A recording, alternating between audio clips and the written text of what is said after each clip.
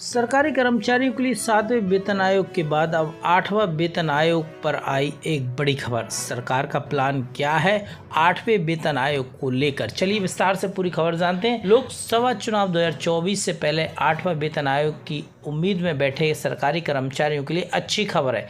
वित्त विभाग की तरफ से अब साफ हो चुका है कि अब तक सरकार ने ऐसी कोई योजना नहीं बनाई है। ऐसा कहा जा रहा है कि चुनावों के नज़दीक आते ही वित्त मंत्रालय पर 8वां वेतन आयोग गठित करने और उससे अधिसूचित करने का राजनीतिक दबाव बढ़ रहा है। वित्त सचिव ने फिलहाल 8वें वेतन आयोग की योजना से इनकार किया है। एक रिपोर्ट के अनुसार सचिव टीवी सोमनाथन ने कहा है कि 8वां वेतन आयोग गठित करने के संबंध में फिलहाल कोई योजना नहीं है। वित्त सचिव ने फिलहाल 8वें वेतन आयोग की योजना से इनकार किया। एनडीटीवी की रिपोर्ट के अनुसार सचिव टीवी सोमनाथन ने कहा है कि 8वां वेतन आयोग गठित करने के संबंध में फिलहाल कोई योजना नहीं है। अभी इसके बारे में कुछ तय नहीं है।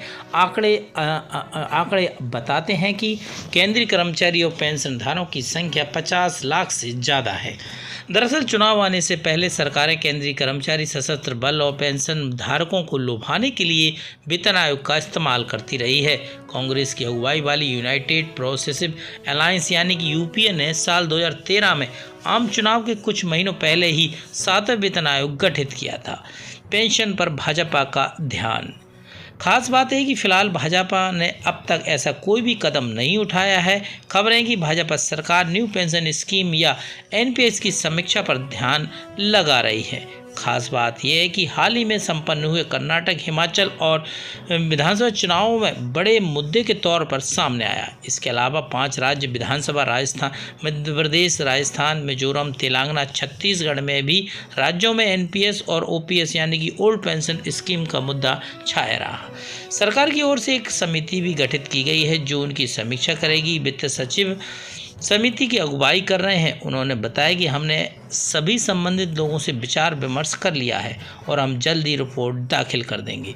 संभावनाएं जताई जा रही हैं कि सरकार इसमें कुछ भी बदलाव कर सकती है ताकि यह सुनिश्चित किया जा सके कि कर्मचारी को आखिरी वेतन का कम से कम 40 से 45% मिले। हालांकि इसे लेकर आधिकारिक तौर पर कुछ नहीं कहा गया है।